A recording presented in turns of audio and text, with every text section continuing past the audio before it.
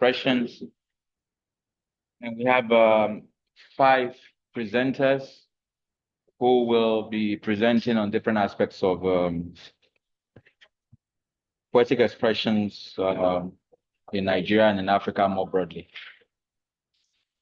Our first presenter today is Bankole Akinwande, who is presenting rhetorical figures in Ondo phrase chants. Each presenter will have 12 minutes so that at least you can have more time for question and answer. So we have 5 speakers, so 12 minutes, that will go to 1 hour roughly. Then we'll have about, well, let's say 20 minutes for Q&A.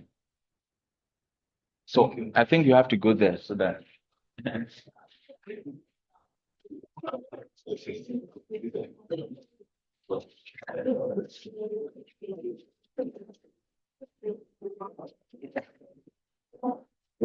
Thank you, Jesus. So, morning, everybody. I will start by saying what actually informs the debate. Little bit words. For example, we have called it online. Enter Bluetooth. Wait for connection.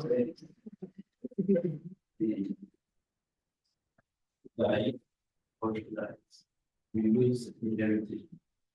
Our parents, I'm actually from Oshikotan, and it makes us to know that our parents who besides our identity, they were usually strong of their identity. We are struggling to take the lexical items from this system. That shows that the poetry is gradually growing. Our children cannot become fix the wonder from the Christians. We don't be more of a family. That is the language and it is wonderful. And that is what informs the story. And I think the best way to go about it is updating cultural heritage and poetry is to keep something on. A lot of people yesterday submitted that we should be performing this art, performing this poetry. So let's keep talking about it. You can say you are when you keep talking about something, you are making, you are emphasizing, and you draw the attention of people. So the question now is what is actually Ondo praise chant? Ondo praise chants are popularly called Poetic, are a rich cultural heritage of Yoruba people in the southwest of Nigeria. These praise chants are expressed, they are part and parcel of the people, they are the culture. And that's why they are expressed, they are not just being recited. They are expressed, they are practiced, they are recited during important ceremonies and events to actually embrace, to take the image, to celebrate individuals, heroes, ancestors. They are not just mere words. The poetry, the genre, the Ondo stand are potent, they are powerful. They are a repository of history. They talk about the people's past. Chronicle believe, they believe in the traditional deities. Ogun, Shango, Oya. I was happy yesterday when about traditional prayer. Islamic prayer. Even though when the man came out praying traditionally, many of us were not saying it. And that's one of those things I think actually accepting our cultural heritage. So celebration of heroes and it means through which emotions are conveyed with an elegance that is uniquely on you. So the phrase can serve as threads that weave together cultural narrative. Cultural narrative about the past of the people, about the present of the people, about heroes in about their practice, about their culture, and thereby elevating although Christian to a nuanced and captivating form of artistic expression. And so, examining rhetorical figures in this phrase chart will actually unveil the depths and complexity of the language and the culture. Generally speaking, rhetorical figures are used in phrase charts to convey meaning, to create vivid imagery, and to evoke emotions. And I noticed that while previous studies are focused on historical and cultural context of Ondo strands, there is a need for a detailed examination of the linguistic devices used in this question, particularly rhetorical figures, in order to do what? To show the significance of these rhetorical devices in conveying meaning, creating aesthetic appeal, and reinforcing cultural values. You know that it's not only arts for social purpose, we also have arts for our sake. And that's talking about the beautification of the rhymes, the reading, the metrical patterns, and others. So that is actually the background to this story. We realize the fact that we cannot achieve this successfully if we don't have a scholarly approach. And that's why we're talking about the research of three objectives that we have studied. Number one is to identify the rhetorical figures that are used, deployed in linguistic construction of these questions to do what? Interrogate identity.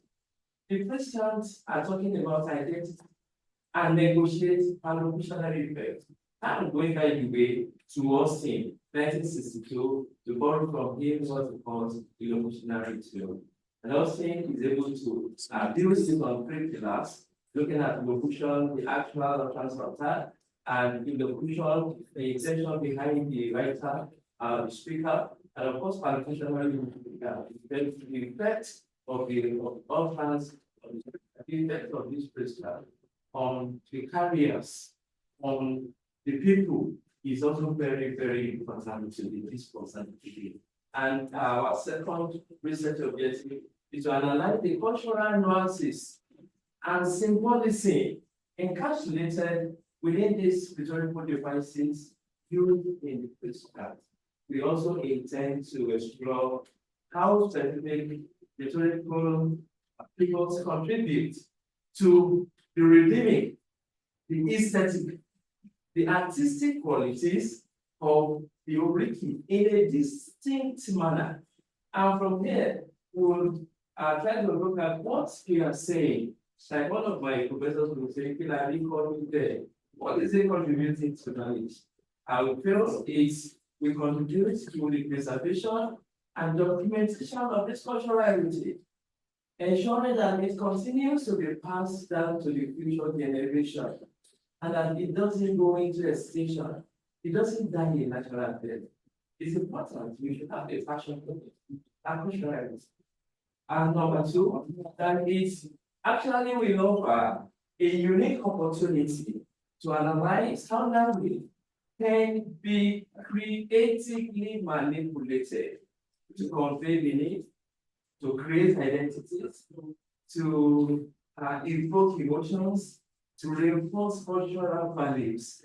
That is language, the power of language. And this is, we have the problems of language, interpersonal emotion, we have the ideation, and we have the texture. All this is together to shape or define how well we are able to interrogate issues in. And also, we feel that the study will be a huge significant addition to literature on the redeeming and aesthetic artistic qualities of this genre of poetry, in particular, African cultural heritage. We cannot talk about this without looking at our methodology. And it will interest us to know that a qualitative research design is employed to analyze the rhetorical dimensions of contemporary study. A cohort of 6 interviews were granted with 6 prominent traditional IQs in this round, all AI in the group. And the researcher generated open-ended variants for the respondent. Also, the researcher took his time to listen and to analyze colloquial stance on audio tapes, in order to have a holistic explication of the data. The story draws heavily from Alesta, 2011's principle of the political style. What I is about it is significant to the communicative function of language within the socio-cultural, historical, and economic milieu. From here, we are going to look at the analysis, the data. The data have been categorized into, we are looking at troops. My professor, what I think of the words, talking about troops. They go and look at troops. Very important. Years after I analyze one and not the level of scheme. Rhetorical devices also become categories. So we are looking at the elementary aspect of rhetorical devices. Metaphor, hyperbole, and symbolism. Let's leave us these 3. Metaphor is a direct comparison between objects, yes,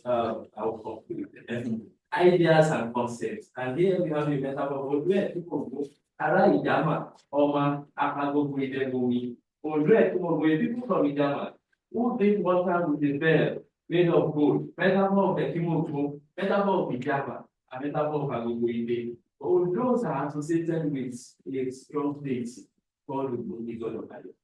They worship of wisdom, and it's a week-long activity has been earmarked for the worship of the festival in the town. And because of this, we noticed that their names begin with Ubin, Ubulalaka, Ubunyakin, Ubudere, Ubudere, that are associated with them. That's the name of the people. Now, Hana history has it that the progenitor of Portugal, over Alafi of Oyo, and that's Oluwaseun, had the difficult wife that he really loved. Unfortunately, the woman gave out a set of twins, and it was a taboo family and job. The mother was killed, the children were killed. The king did not want them to do that. He sent them away from the father, and he sent them in the country of one of his warriors called Bida. So while they were going, the first settlement was named Idama, that is Ida has known history. Idatimobili. That is the meaning of Ara Idama. And when the king actually was sending them out, he loved them. These are special people. He gave them so many things. His crown, bead, and staff, and he gave a golden cup, a cup made of bronze. Use this to drink water whenever you like to use it. And that is elaborated. And that's drawing our attention to elegance. And these people are unique. The uniqueness of the Ondo people, the refinement, the Ondo people are special. And no wonder the neighbors around them, they are envious of them because Ondo will put on the best of things. And that is actually talking about Agogoide. And the metaphor of our mother lady, so you say, that's the level of tribal marks in Ondo are of prestige. Tribal marks are identity. Oh, because of this time. In the olden days, they would never give toy with type of tribal marks. But the tribal marks will tell where you are coming from, your identity. It's so disappointing that KSA, King Sunny Ade, is also from this time. it's decided that he went for surgery to replace his character. To cancel the identity. What is he doing? He's giving the identity. And that is it. So the level of love is tribal, but we also have a metaphorical representation in what we are talking about. And in the starting, we don't really be active by their chapter. And locally means local dogs, not foreign ones. Or those eat locally. Again, locally means dogs. And locally is an object of the book. During those festivals, the dogs are usually mercilessly evaluated. They use dogs to appease the god of life in Ondo Town. And so that is it. That's why they say Ondo Town is not dog, and we are that. And Obi, to the white people, to the foreigners, so to speak, they say Obi means polite, as children see. In our whole culture, in this part of the country, mostly go beyond ordinarity. Important. Obi is spiritual. They use only for ceremonial occasions. And Obi represents life. Obi signifies peace. Obi signifies progress. Obi is used for invocation and is used for prayer. We use the Obi to pray during wedding ceremony, during naming ceremony, during death days, during the Ramadan festival. They think that we can to speak to the Obi like humans, speak to the four corners of the temple, the south, the east, the west.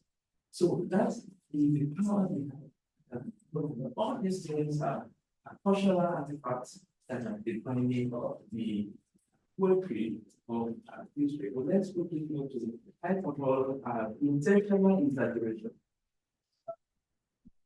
Okay, let me conclude two sentences. Yes, sir. I will also by conclusion we have I will talk about ilẹ̀ tí ìlànà àwọn obìnrin ti fẹ́ ní iṣẹ́ wa àti èyí wọn ọ̀run láti mú wá òkè sọ́kàn tuntun rẹ̀ their beauty is my way that is hyperbolic expression wúrẹ́ méje this and this and of course symbolism we have a symbol there it's so emotional if we are interested in this study we can make many sections so that I will explain for them particularly foreigners here and conclusion through linguistic analysis and cultural studies. It becomes evident that the curriculum is the result of rhetorical richness, employing various figures such as symmetry, repetition, metaphor, parallelism. The chant not only showcases a mapping of language, but also serve as a cultural repository, encapsulating the essence and identity of the people. Thank you.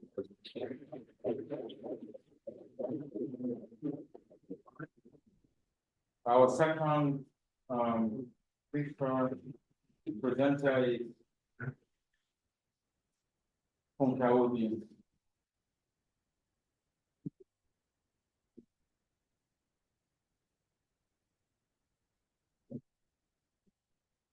Good morning, everybody. Here I will be from the Department of Sociology. I've kind of had a line today. But prior to my studying of sociology, I've always been interested in writing of poetry.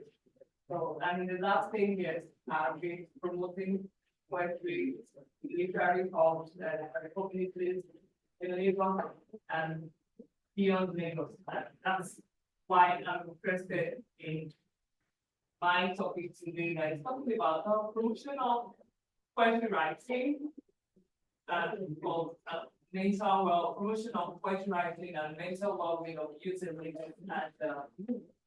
beyond Lagos. This work is majorly talking about promotion of poetry writing, not just the people who publish books. I'm talking about the category of poets who are just trying their hands on poetry writing, and because they believe that it is a way of expressing themselves. And because this category of poets are found everywhere, but it's always very difficult to find out how you can get them in numbers. It is social media. So I decided to approach a literary hall called Poetic in Nigeria, where we have a good number of young poets participating in their competitions and literary promotion as a case study where I can get a good number of youth between the age of 15 to 35 to write poetry. So I want to talk about what exactly is the objective of this research. It is believed that creative writing, most especially poetry writing, is therapeutic in nature. People who engage in poetry writing are people who are going to get a form of subjective well-being. Please, I want to see the slide of the objectives. I have issues with here. So the objective is to examine the experience of youth involved with poetry writing in Nigeria, especially Lagos, to identify the contribution of poetry writing to mental health among youth in post-COVID Nigeria, to identify the challenges encountered by youth who engage in poetry writing. It is observed that the number of people who started writing that genre of literature poetry globally after during COVID increased. And this, I was able to get data on this by consulting journals and also reaching out to organizations that I said promote poetry writing, looking at their database. Okay, what number of what's the number of participants you get before COVID and after COVID, things like that. So the research methodology is descriptive research, and the data was sourced from qualitative approach, and this includes interviews and secondary data from relevant journals. Like I said, it is a particular literary hall that I work with, so they have a kind of younger people writing poetry. And after reaching out to them, I was able to conduct interview with. Actually, I was able to conduct interview with a very I don't want to say insignificant number, because the problem is that I reached out to about 400 that took part in the competition, because everybody said it's very difficult to get people to respond to interviews. But at the end of the day, I was just able to interview 10 out of the 400. And that's why I mentioned that there are challenges in reaching out to these participants. I would have loved to really explore this avenue more. Please, can you move to the next slide? So the data collected was subjected to content analysis. Transcript of the interview were carefully read and put to gain general familiarity with the participant narrative.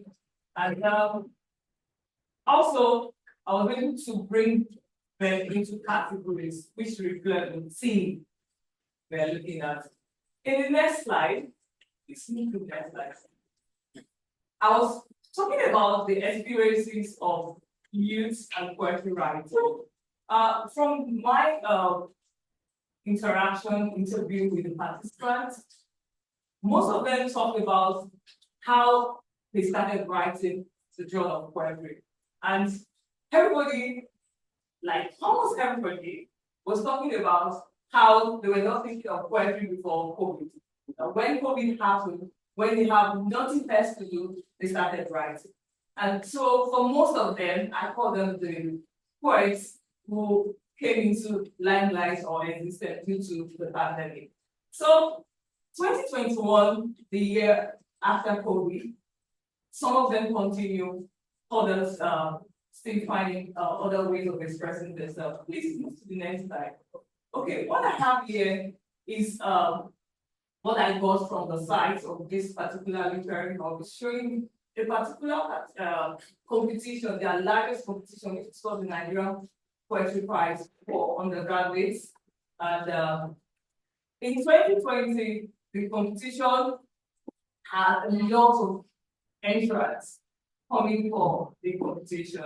In 2021, it dropped a bit, probably, okay, they've gone back to school, they have other things keeping them like going. And in 2023, it happened again because with COVID life, there are challenges, people lost jobs, people are still trying to adjust to other harsh realities of our country, Nigeria.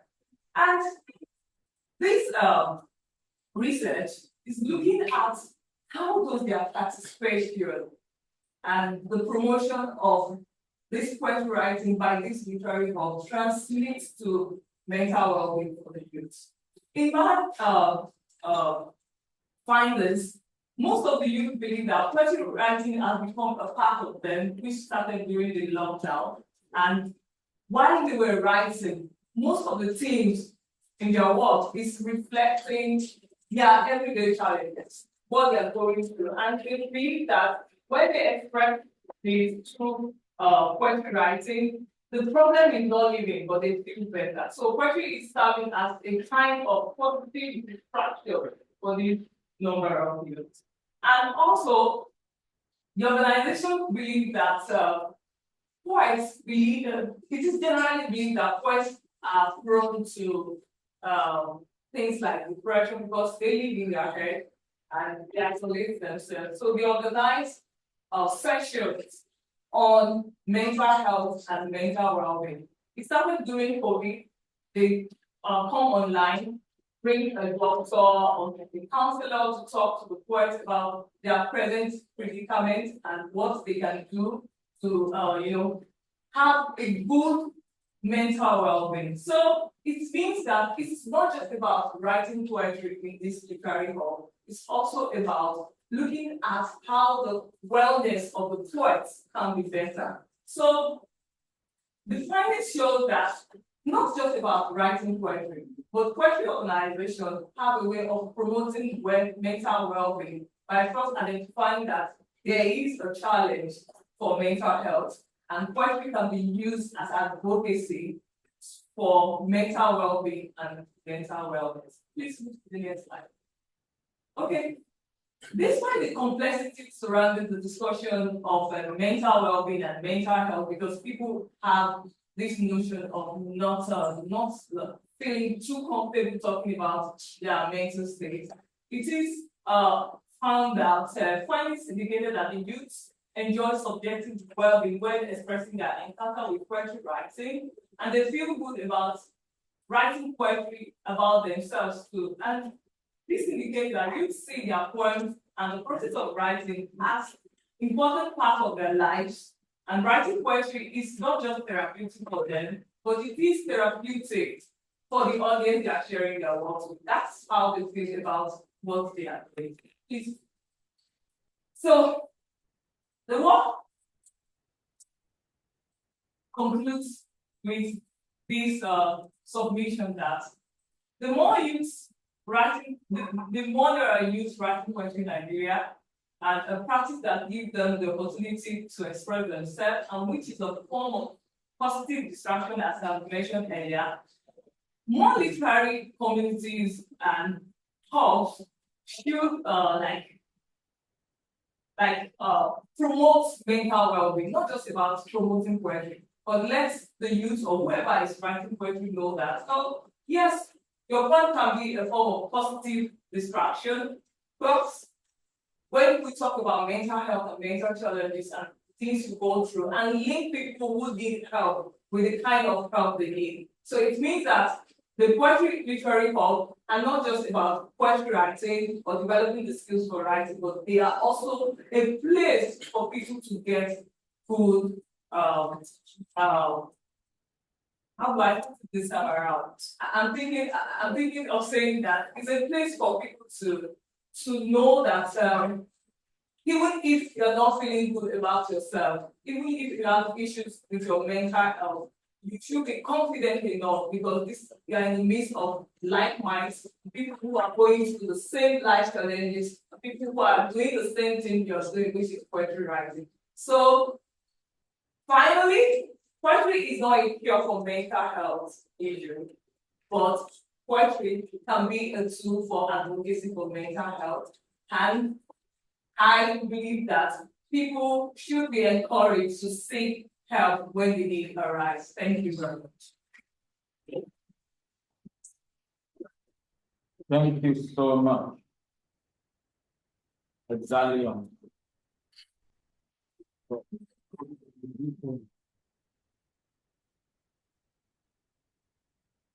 How on?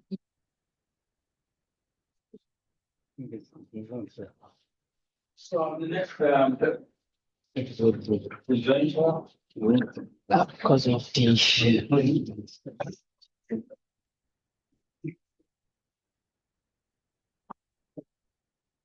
Enter Bluetooth. Waiting for connection. All right. So my presentation. USB.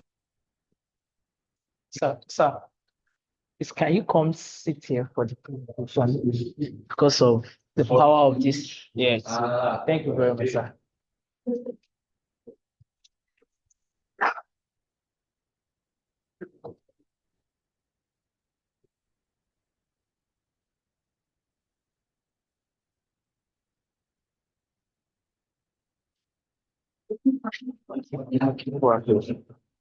So all the speakers will come here.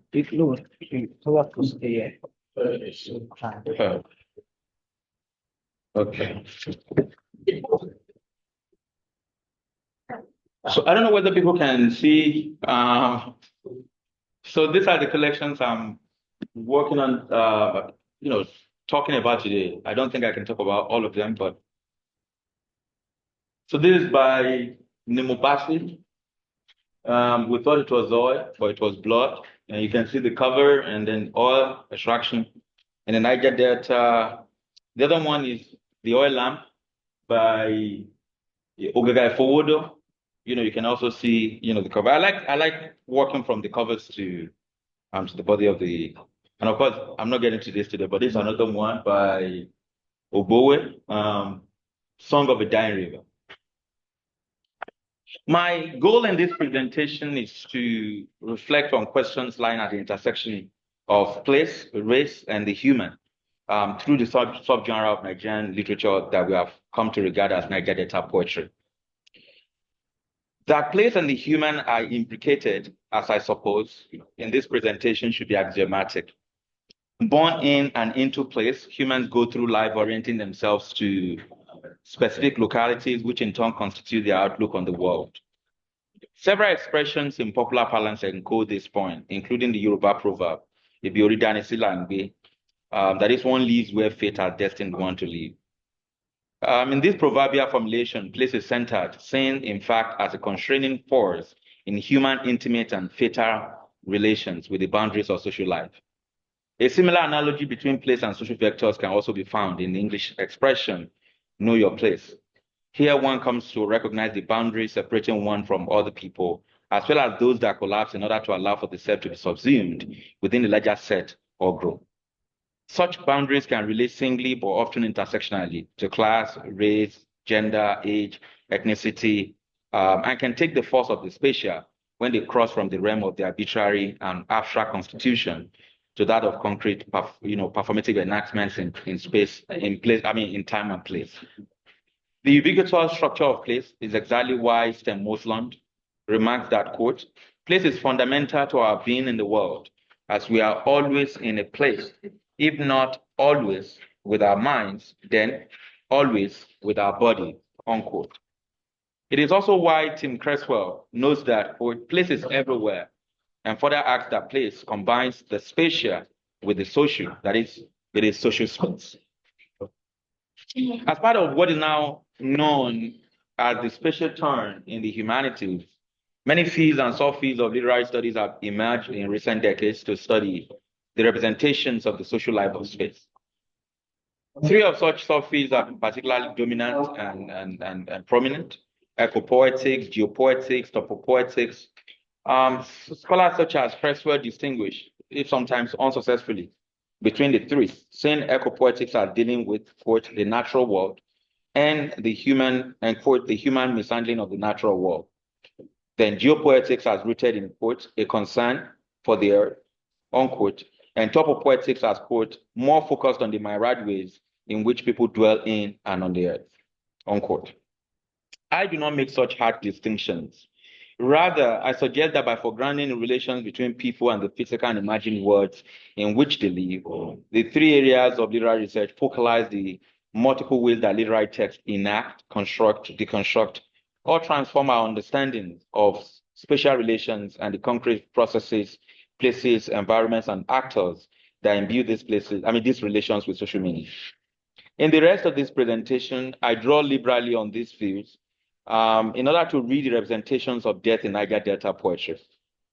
In doing so, I place concerns about race at the center of these fields in order to ask questions that are not just about the Anthropocene, which of course has been at the very center of humanities and humanistic research in the last couple of years, but about the racialization and trivialization of certain lives, which in turn has led to the trivialization of the lived environment that surrounds those lives. And what I'm trying to say is that the question of Anthropocene or, ecopoetics, all these fields have been, at the very center of literary research.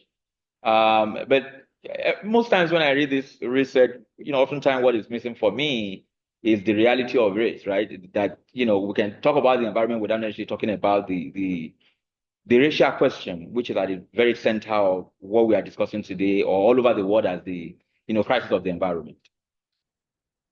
As the title of my presentation may already suggest, I am particularly interested in using questions of death in Niger Delta poetry as a prism for thinking about the long history of global Black suffering and death.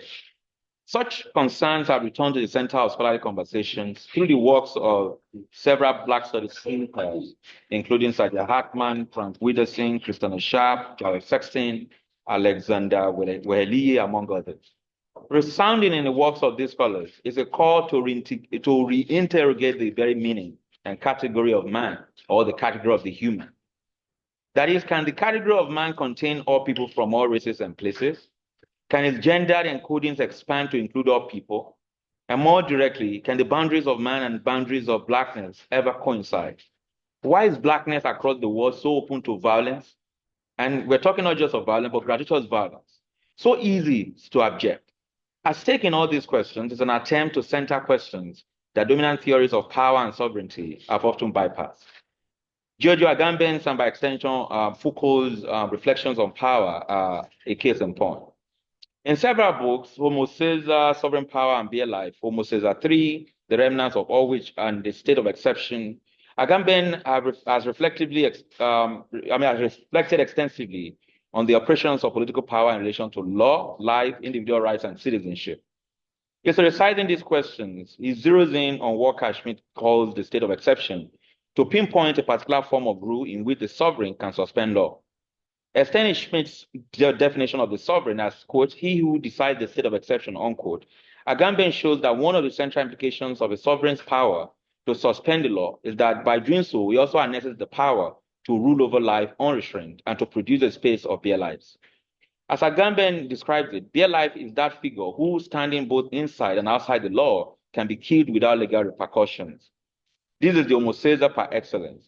That is excluded from law, the same law includes them by legalizing their exclusion. This figure of death is what the state of exception produces and can be found from the ancient Roman world to the Nazi concentration camp, where the lives of millions of Jews were politicized as bare lives. Indeed, Agamben's central contribution is that he departs on the one hand from Foucault's distinction between the power of modernity and the sovereign rule of classical times, and on the other hand from the exceptionality of the state of exception. Arguing instead for the connection between the classical and contemporary political systems and for the normativity of the state of exception, he notes that, quote, modernity does nothing other than declare its own faithfulness to the essential structure of the metaphysical tradition, unquote, in which the politicization of bare life has always reigned supreme. But as insightful as Agamben, Schmitt's, and Foucault's theories are for thinking about the violence of modern life, and specifically of its political systems of rule, they are resoundingly silent on the state of exception into which modernity has recurringly placed blackness for over 5 centuries. Where Elias summarizes the relevant gap, quote, "Beer life and biopolitics discourse not only misconstrues how profoundly race and racism shape the modern idea of the human, it also overlooks or profoundly writes off theorizations of race, subjection, and humanity found in Black and ethnic studies, allowing beer life and biopolitics discourse to imagine an indivisible biological substance anterior to racialization." This is my takeoff point for the reading that follows.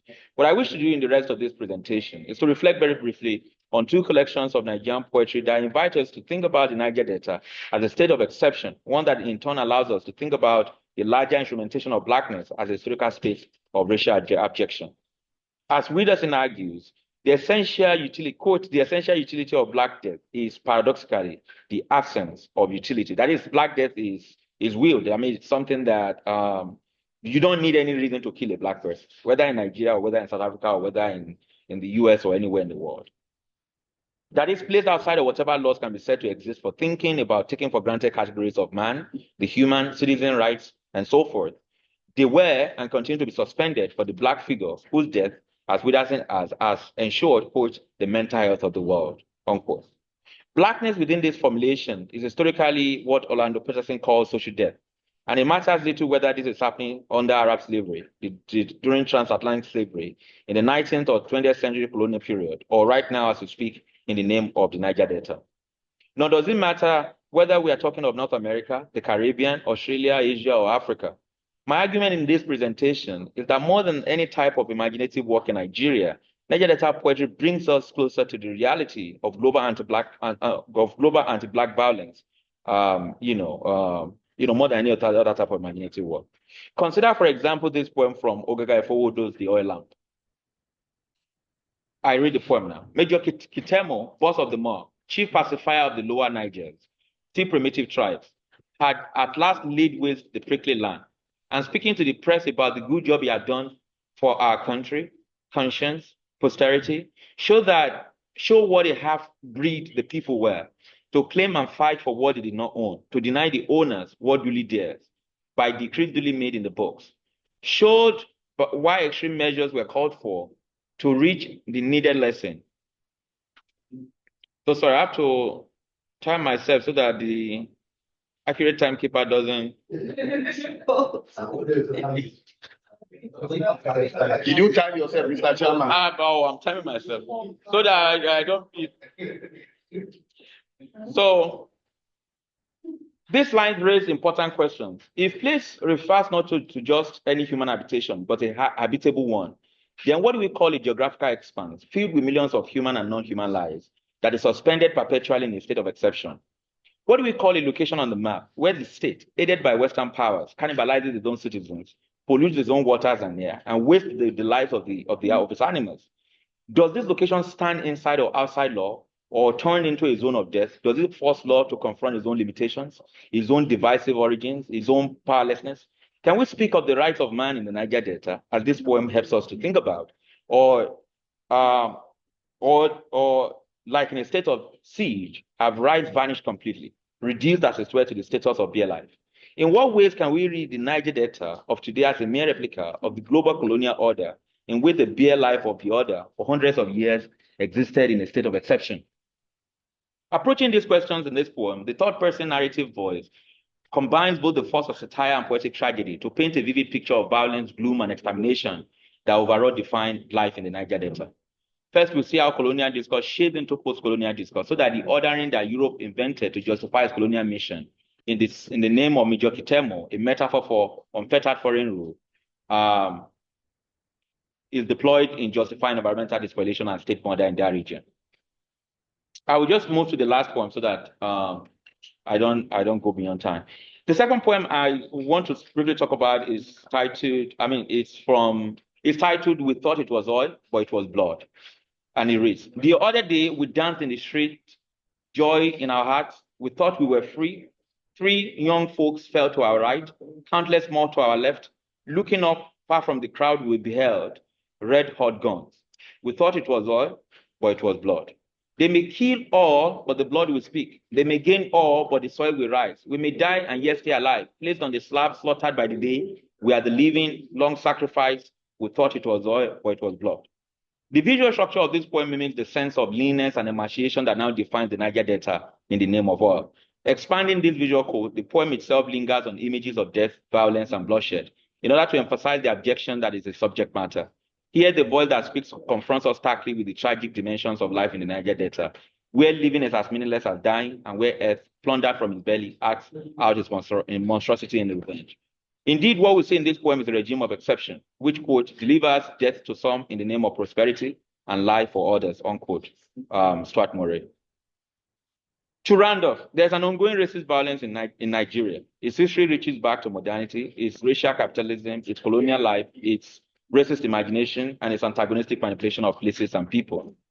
In its specific manifestations in the Niger Delta, the violence is both slow to invoke Rob Nixon, but also very sudden, direct, and eruptive. My interest in this presentation has been to see how Niger Delta poets foreground these realities, in many cases downplaying rhetorical density in order to boldly name the ongoing crisis that is their central preoccupation. What these poets teach us is manifold, but one that bears repeating is the power of poetry to draw us into its emotional world, within which the we that we repeatedly find in these poems, either indicts us or invites us to empathize with the victims. Thank you.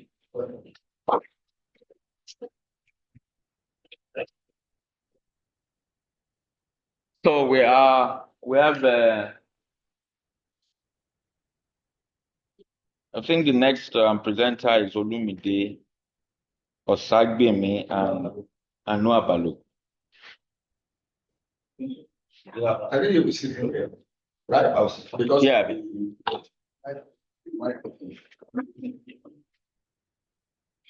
So where are you going to sit? Oh, you when he's on there. Okay, are you going first? so yeah, I'm going. Oh, I'm going to share that. I'm just Okay. Okay.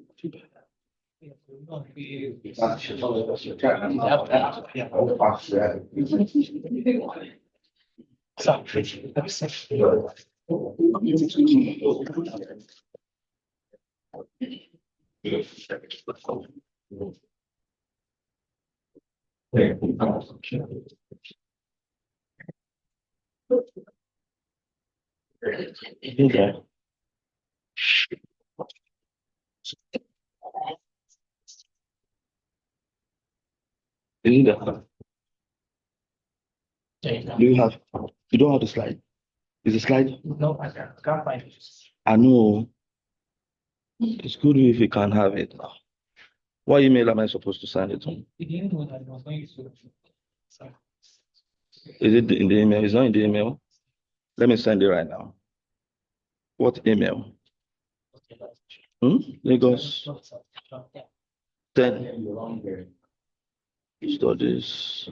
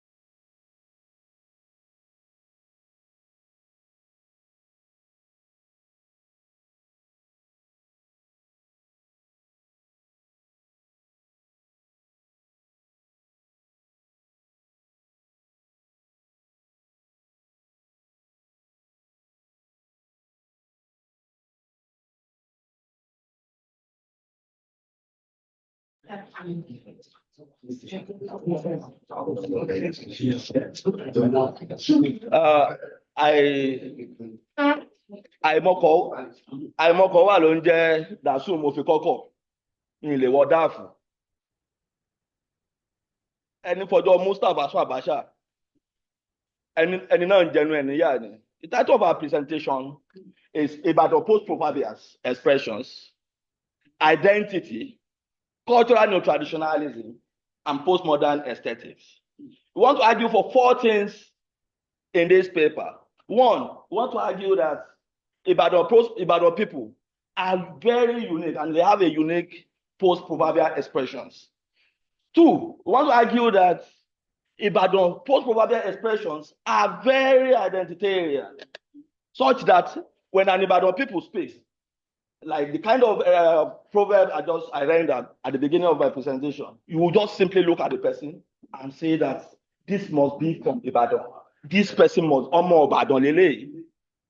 Thirdly, I want to argue that Ibadan post-proverbial expressions have elements of cultural neo-traditionalism, a fine blend of culture, traditions, and modernity.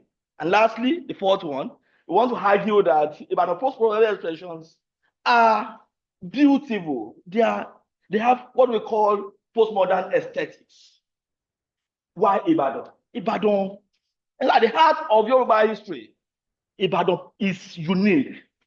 Ibadan was founded by the defiant Yoruba warriors immediately after Yoruba intra-tribal war in 1819. Ibadan, by virtue of the way it was founded, became first in very many things. Little wonder that Ibadan people become very creative in expressing themselves. Ibadan is one very important Yoruba city that is quite different from very many other Yoruba towns. Ibadan people are creative such that even when you look around in way and manner in which Ibadan people name events and phenomenon, you will be wowed. That wow, Ibadan are special. Little wonder we have many Idis in Ibadan. We have Idi Arere. Was first founded in Ibadan, even way before France had a TV station. Little no wonder that the first university in Nigeria, University of Ibadan, was in Ibadan. All of this speaks to the creative genius of the Ibadan people. Ibadan so creative in how they express themselves that the events and phenomenon are so couched in a way that is very interesting, that depicts all of these arguments we're trying to make. In 1956, when Akintola, the premier of the Western region, was removed from power, Akintola refused to leave state, and the people of Ibadan creatively tagged that event Akintola Taku, and it became really big. Akintola Taku ni Igboro Ibadan, and across Yoruba land, you will find people calling one very stubborn grass Ewe Akintola. You know, all of this speaks to the creative genius of the people of Ibadan. And then when you then look at very many expressions in all of the things we now want to look at, you will agree with me that Ibadan people have their own special, distinct forms of post-proverbials, so that you have a lodi teacher and back to fit up our kawo, or expressions like teacher and gbowó oṣù, oni otohun, kinikele won ose. Things like that speaks well to the creative genius of the Ibadan people. I'll leave the rest for my second presentation.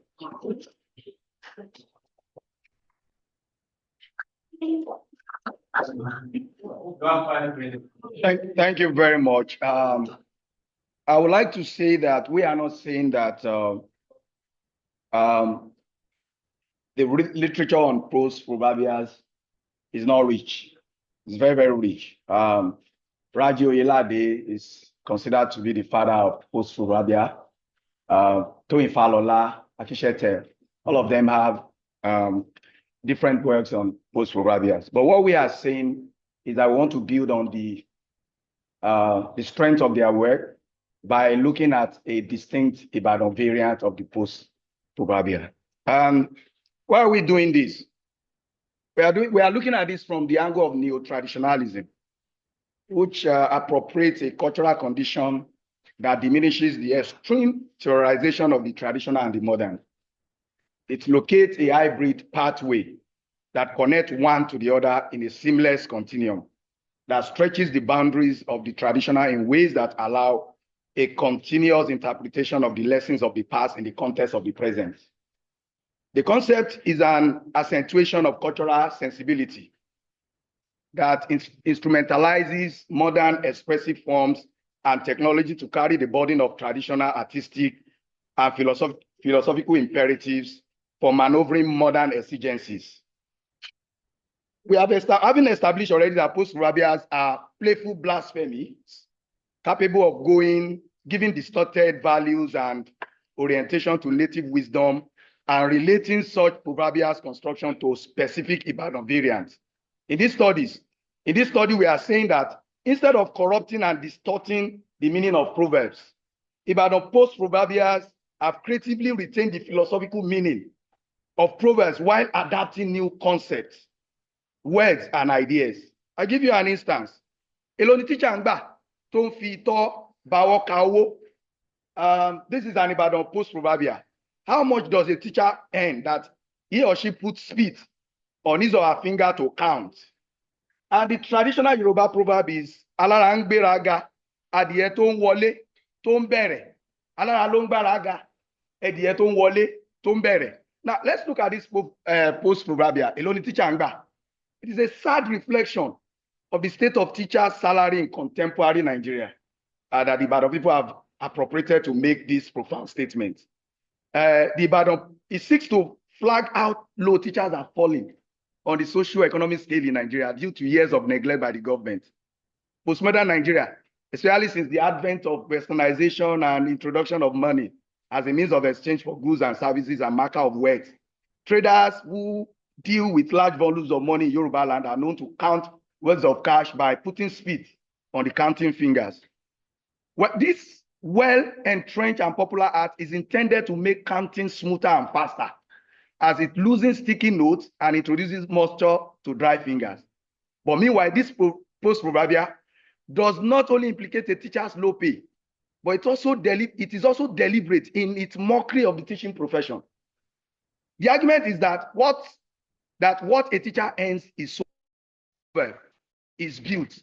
Invariably, as things are in postmodern Yoruba society, where materialism is a cherished value and money is a marker of wealth and status, there is little or no self-worth for anyone, such as a teacher who has little or no money to count.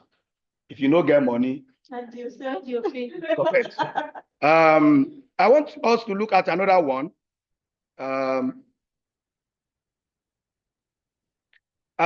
Ilé olówó lajá ń gbé. Ilé olówó lajá ń gbé. Ẹranko sì ni òun náà. The dog lives in a rich man's house. Meanwhile, the dog is just another animal. Okay.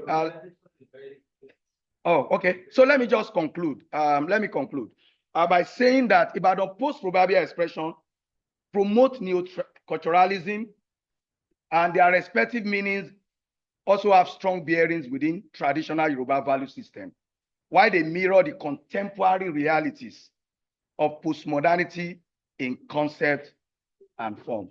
Thank you very much. Thank you so much. Enter Bluetooth, waiting for connection. Yes.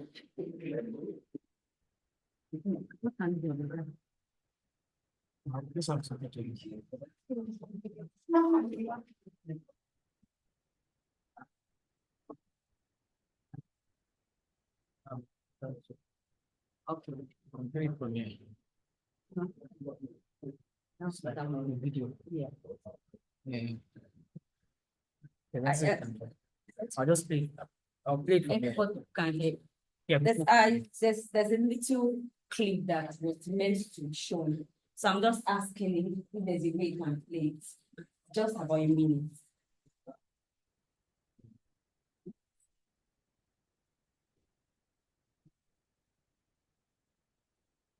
Okay, while he's doing that, my name is Ulujume Omolara.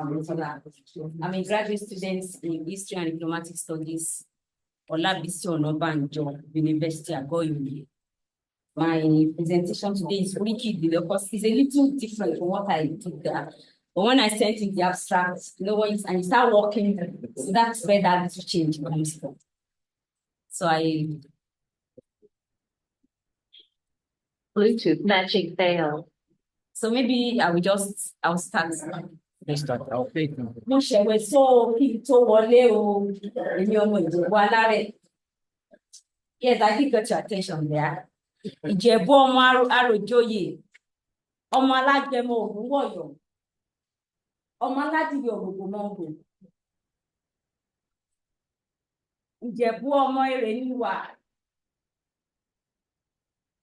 ọmọ olówó ìṣẹ̀ǹbáyé. Kówó ìtódé kó wá dowó ẹrú kó tó wá dẹrú ọmọ òrìṣà jẹ́ tàbí onílé yìí ò sí. Ifọ̀n fi ń wí pé kékeré Ìjẹ̀bú owó, àgbà Ìjẹ̀bú owó, pupa Ìjẹ̀bú owó, dúdú Ìjẹ̀bú owó, Ìjẹ̀bú ọmọ olówó ńlá, Ìjẹ̀bú ọmọ aláṣọ ńlá. My topic again is Oriki, women preserving identity and heritage. Of course, I know that we all know, we've heard about Oriki. Oriki is praise poetry Yoruba culture that highlights the attributes of its subjects, such as an individual, community, or lineage. Yeah. It's a significant aspect of traditional performance and daily life among the Yoruba people, reflecting social change and structure throughout history. It is versatile, it can be, like I just kind of read it, but it can be chanted. I can see USB speaker. Ìjẹ̀bú ọmọ Èrèníwà, what I've done is I've chanted it, so it can be sung, can be chanted, or you can just speak it. You said, thank you. So I'm going to show something really cool.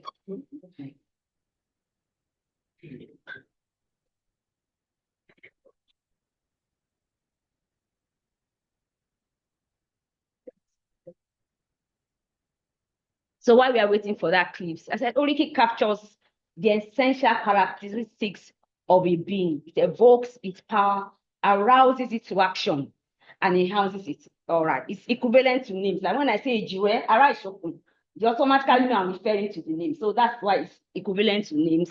The Yorubas believe that all entities in existence have their Oriki. There's the Oriki Eledumare, the supreme god, Oriki Orisha, lesser divinities like Ogun, Oya, Shongo. Even towns have Oriki. Okay. Oh, they are. Okay, so we just.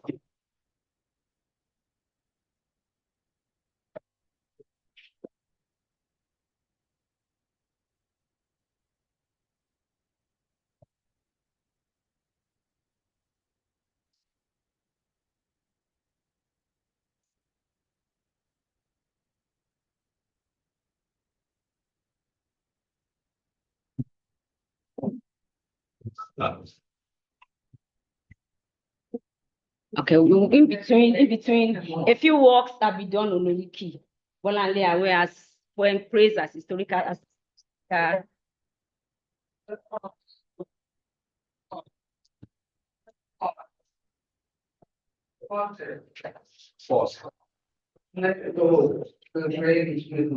way, Okay. it finishes the movie. Okay, it's not even something just to play like a minute. Oh, okay. So can you just play?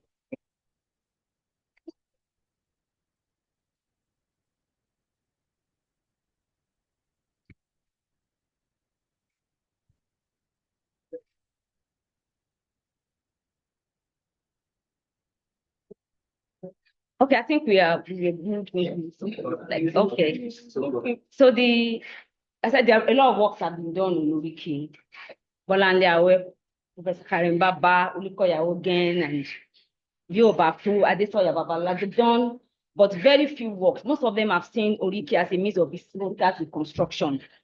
Very few have examined it as a means of identity and how it is connected to the essence of human personality and the significant contribution of women to its preservation. So Oriki is from two words. One is Ori, the other one is Ki. Ori in Yoruba setting.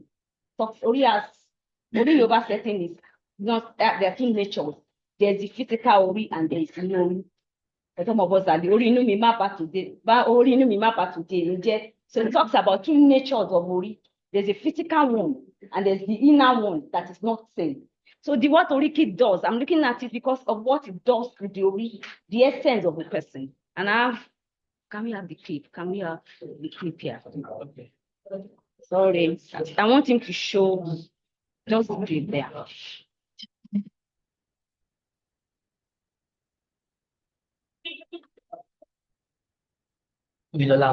Yes, that's Ori among the Yorubas, so that we can see it.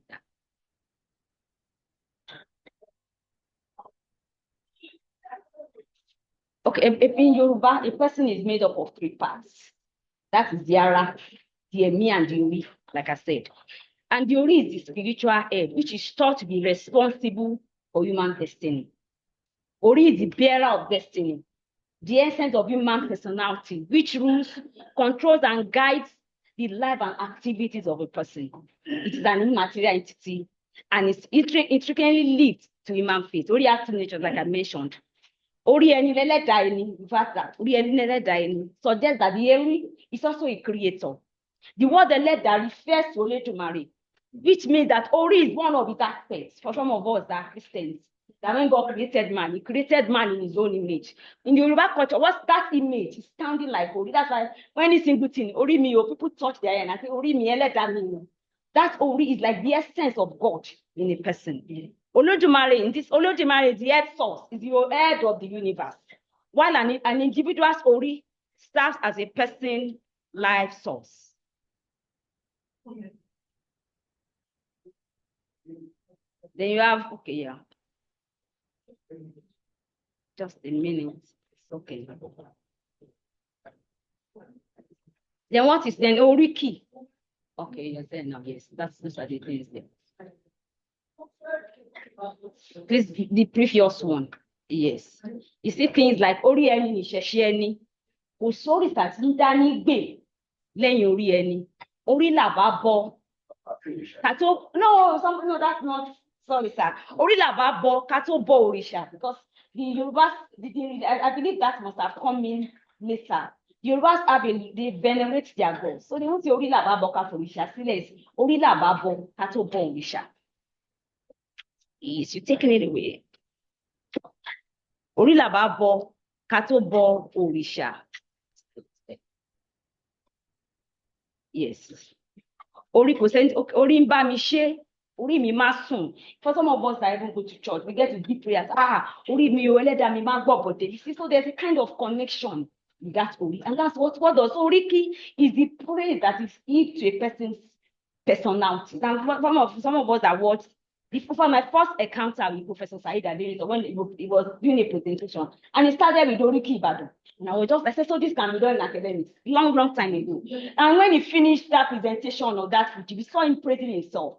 So Ori is not just for history. It's just, at times, Ori emphasizes who we are. It's let us to connect to our heritage. Of course, for some of us that listen to songs, it came one to ultimate. So that whatever a person becomes in life is linked to that person's Ori. And the Yoruba artists, they have a way of showing this. They portray Ori in their images as larger than life, so that the size of Ori is emphasized more. And although Ori is just, and yes, I know, Ori is just 1/7, but in carving is about 1/3. That makes so what is the importance of Oriki is a means of identity. Of course, in traditional Yoruba setting, they have different people like warriors. So the Oriki of a family was, so I met someone said, when she just said something about her, I know that I thought your forefathers were weaving clothes. So by Oriki, it was like each family The Oriki is like when I hear things like Ife no Oye, I know that somebody's talking about Ife. If you Ojumotimowa, know that they are talking about that grade. So Ori has it gives people the identity. Ori motivates. Oriki motivates. People feel emotional attachment to their Oriki. Some people are moved to their tears. Like for instance, when they go for birthday bath and they sing people's Oriki, some of them just burst into tears because there's something that it connects them to their source. It's an Italian, and UNESCO has called it, it's an intangible cultural heritage. It's a means of entertainment. Then Oriki is also important. These days, when we go, we just see it in obituaries. And like I spoke in Ireland, I mean, I said when he was young, that burial, starting of Oriki was part of burial ceremonies. But these days, you just go to church and you start to see the Oriki Babawa, Oriki Mamawa at the end or at the back of the obituary. Then just one more thing and I'm done. Women, Yoruba women and Oriki. Women are the custodians of Oriki. They are the ones that pass it on. And at times what they used to do, like they used to have their obinile, they are the ones that learn this thing and they pass it on. One way to pass something on is to teach children. Thank you. Then women are okay, just like I said, I'm almost done now. Then what is the way? Okay, it's challenging. If people are not raised with their Oriki, they can't connect with it. It's a lack of use. Of course, when talking to people, what is the Oriki? I can't remember the lines again. So lack of disuse. So disuse is making people lack of use. Sorry, is making people to forget their Oriki. Or people are. And another thing I discovered is that when going on Facebook, the only thing that is properly seen is I just see all this TikTok. But some of these Orikis are not written down. So we need to start working on. Okay, yeah, that's way forward. The place of women in preserving culture mode. So I'm a gender person, so I try to look at women as it revolves around this tree. So with this Oriki, women are custodians. Then cultural days in school should just go beyond the children putting on nice clothes, putting on gele. You should let them go home, do their Oriki and come and present it. There must be sensitization about names. Their Oriki is like Ajike, we call those names. Of course, I'm not against Western names, and my children have, but they also have their Yoruba names and call them with. So technology, so we can start preserving these things so that they don't become, we don't lose our identity. Thank you very much for listening. Question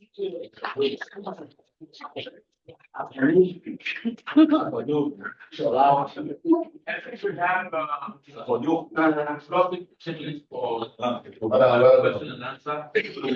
Is that people or 5 finalists? You can read those questions. Then this number 1. Okay, 1, 2, 3, 4, 5, 6, 7. Oh, okay. 1 at the back. 1, 2, 3, 4, 5, 6, 7, 8, 9.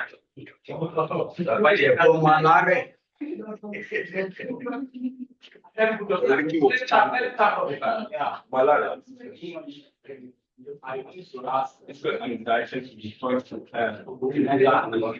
we're talking about Ondo and Human Creative, and he was talking about cyber maths. So he said these days, you mentioned the popular musician, 20,000 voice, he raised to, so my question is, how would you respond to the argument that this cyber maths is an infringement or is an infringement on the rights of children? Because people are beginning, some activists are beginning to argue that when you mark, you give unnecessary marks to it, or sorry for using unnecessary, when you include cyber maths. Integral to waiting for connection.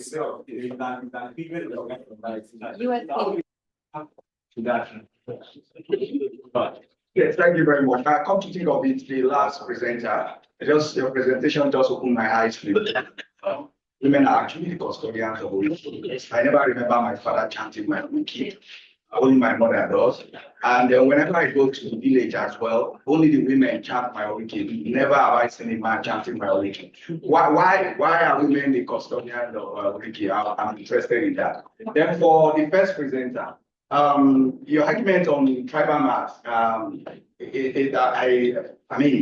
I want to say that if you somehow presented it as if you are against it, and the fact that it's no longer being used, being practiced, But you yourself, I don't think you're wearing the open tribal mask. I don't think your children are also wearing the tribal mask. So how do you seek to balance this your position with the reality?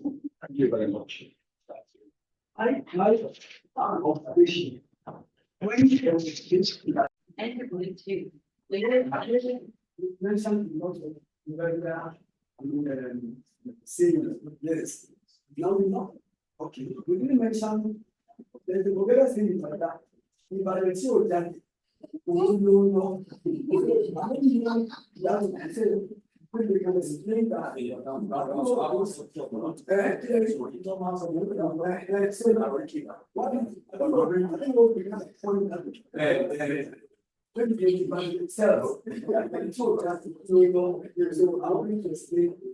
Then the last percent, we have used touch of our religion.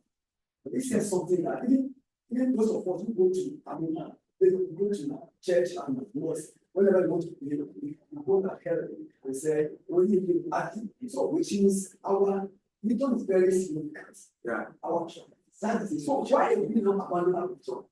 And we only want to reform religion. That at times we now say that our religion is diabolic or something of that nature. So please, I want you to explain what information about African religion.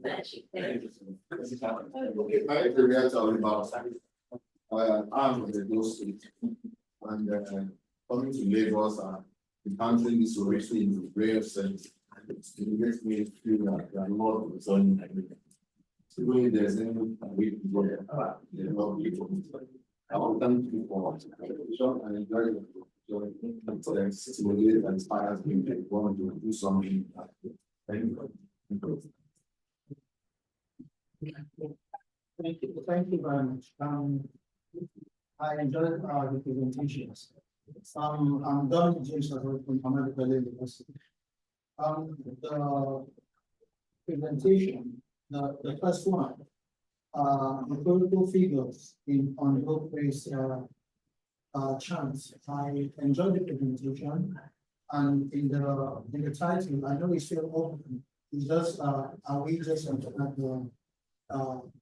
the figures and these people, or we're looking at how they have informed or preserved something in the society. And that's my take on it. And then we have this poetry by Floke, which was a very wonderful presentation, and I really liked it. But I want to observe, I want to say you should help us find out how not only poets can be saved by poetry. If I'm not knowledgeable enough to write poetry, how can I save myself from myself when I'm having suicidal thoughts? So I don't know how she could do that. And even for me that I'm not literate enough to be poet. All right, I don't know if our scholarship to extend in that direction. And then I have this very wonderful presentation by Tosin, reading text in Nigeria. And I must say, I really like the critical approaches to be able to engage with the point. And I don't know if it will be emphatic to look at environmental racism as well as what Gibson calls yes, slow violence and environmentalism of the poor. Yeah, I understand it is there, but not really mentioned in one another. Because when you spoke about the environment and you spoke about race, racialization of the environment, that you say is like the environmentalization of racism. If I would turn it better, so I really like that there was movement some movement that's contemporary, it's a very contemporary issue. So I want that side of putting aside that side of the environment and race at the same time. And then coming down to the proverbial expressions, identity, cultural new, traditionality, which is a very wonderful presentation. I like the oratory of the presenter, the opening. I see it more like a prologue, and I tell you that I really enjoyed it. And I want to comment on the topic. when we talk about the modern and the traditional, I don't know if the traditional is already the old and the modern is already the new. So I don't know whether it's a contradiction or it's in the topic to call the traditional the new tradition. The new tradition, when we already in the same topic, we have the modern. So probably we could just have the tradition standing because there's postmodern aesthetics, which will cover for the new strand or tropes that have to project the tradition. And lastly, I'm sorry I'm taking our time. It's just a few observations I have made. So the last one, which is the Oriki. Yeah, I had the same effect like the previous one on the way she has been so immersed in her presentation. But most importantly, I understand that she is giving us a view of how women have been able to preserve this thing and being custodians of the tradition. So I want to also see how the society is involved, especially in the naming and all of this, is because at the end of the day, most of us are named either by our fathers and then the grandparents also chip in their own aspect. I know the traditional value, but where I come from, the men are solely in charge of the naming. So while the women have been given a pride of place, I think the argument will be very strong and central if we look at it from a family angle on how the women are not only keeping to just tradition, but they are keeping family future, family history, and by extension, clan, tribe, nation, and all that. Thank you very much. Thank you so much. We have like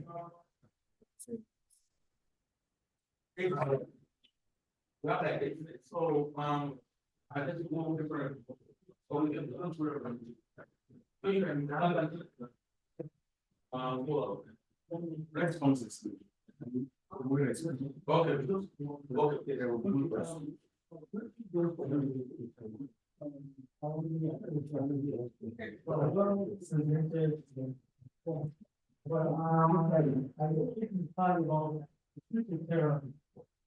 And I can say, and those who I agree to my book, I was born the winner of the video.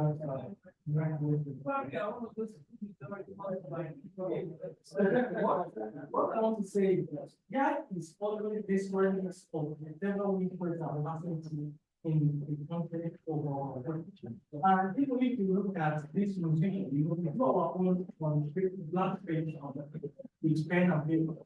But in the position, you definitely see some strengths of what the mental torture, reflecting through, the elements of it. So if we want to divorce, poetry from the, a kind of process of getting healing of the poet, I don't know any doctor, any counselor must start from looking at their product, because it's more or less like a way of hearing what you are passing through. And some people will not even be able to pass it through the world of modern creativity. They will not be able to do it, but they will prefer to use their creativity to mass whatever you are. And I think the depth of how the depth of what they are having to really be explored in their work. So thank you so much. So we were going to take the rest of the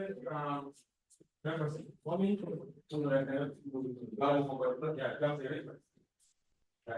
we have the last presenter to give us just the minute of the chat.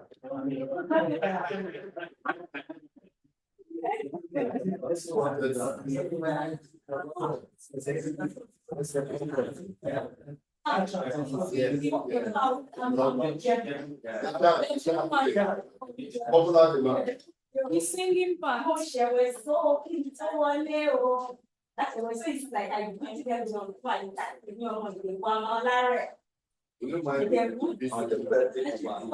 Stand, stand, please. Thank you. Mo ṣẹ̀wẹ̀ tó kí n tó wọlé o, èmi ọmọ Ìjẹ̀bú ọmọ alárẹ̀.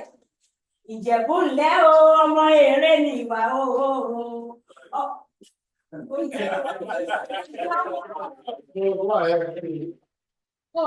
okay, what was the name of that? That's the one with Josie. Alágẹmọ Ògúnwọ̀yọ̀wọ̀yọ̀. Because Agẹmọ is something that is very traditional to the office. Alágẹmọ Ògúnwọ̀yọ̀ máa ń lò. Olówó ìṣẹ̀ǹbáyé Ìjẹ̀bú is a trader. That's when you go and check. People like that, a lot of people. Olówó ìṣẹ̀ǹbáyé kówó yẹn tún dé wá dẹrú owó kó ló wá dẹrú ọmọ òrìṣà dẹ́yìn tàbí ilé yóò sí. Wọ́n ṣe é wípé kékeré Ìjẹ̀bú owó, àgbà Ìjẹ̀bú owó, pupa Ìjẹ̀bú owó, dúdú Ìjẹ̀bú owó. Okay,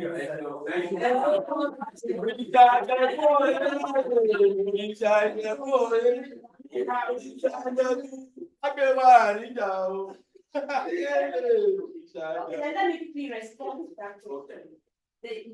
That why are women? Okay, that why are women custodians? Because in traditional state, everybody like had their own rules. And we know that like I said, I'm a gender historian and we're trying to cover how the colonialism, how the affect the roles of women. So women, so the orikis were just for the women thing. Of course, these days we have men that are not doing something like a joke with very, very, very versatile. I'm sure some of us about you know about it's a very, very versatile race. But in the traditional, it was women, and it was the women that they relate. So when a woman marries into a family, she learns their own. So because she's going to raise her own kids that way. So once their children are coming in, they are like one person who said our kids are nobody.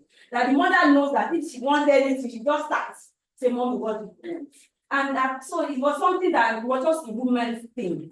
And like I said, we are trying to see what are the roles that women played in the past. And how can women play better roles? Thank you so much. Are there any other platform to be converting? Yes, I want to.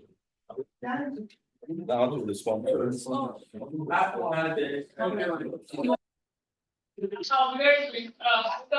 you for that observation. Recording. We're talking about to enhance the voice. Thinking about other people who are not writing poetry and forget about their own mental roles. Yes, but in reality, the truth is that this community we're talking about, because they are young people. Yes, every young people counts, but it is believed that poets live their head and they are prone like more than these people established that. I didn't say that. So maybe that's why I'm looking at that. Do you look because they look at you? That's what some people say. I'm a poet, I'm not that. But I'll read more to see how that worker is expecting that part of the society. And so you finally, yes, the truth is that people also believe that it's not everything that the poet is going through. That's what the poet is writing about. However, we have 4 poets in the Nigerian literary space who committed suicide, and they were writing about it before they died, and nobody really paid attention to them. So, and that's why I took interest in this work. Yeah, 4 between 2020 to 2023. I don't know. Yeah, Akashi and so that media writers, writers on Facebook. Yeah, actually, it's the published poets before he died. So one of them, like 4 of them are. Yeah, they are published, and some are not even published. So I'm not even looking at published poets alone. I'm looking at people who have interest in that genre of literature, using it to express what they are going through. Thank you very much. Thank you so much. We have 1 more minute, so we can give it to those who want to respond. Yeah, do you want to respond? Yes, my brother, thank you, my brother from up north. We're not going to follow what the Bible said about the north. No, the Bible actually said that we should fear not. I love you. Okay. To my other brother,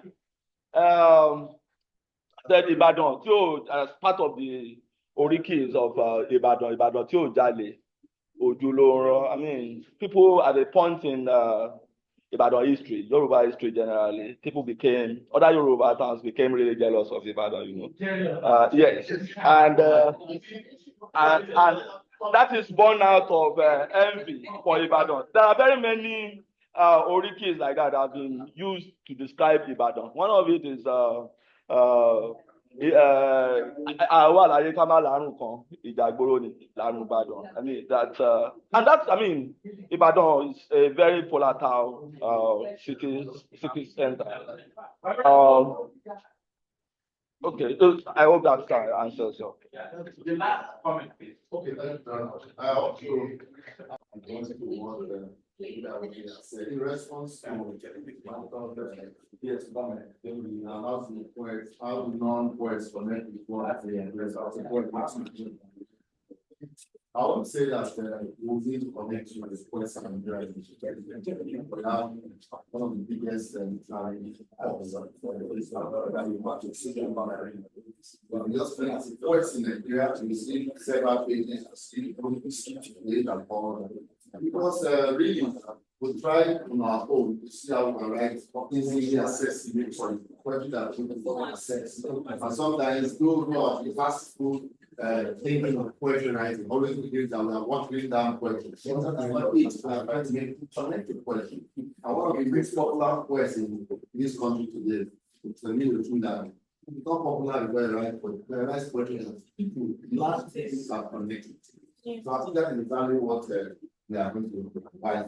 Those who are not poets interested in literary poetry and creativity and kind of poetry. Thank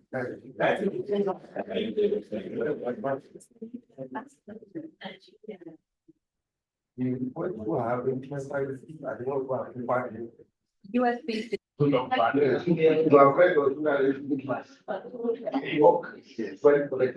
Yes. There's actually a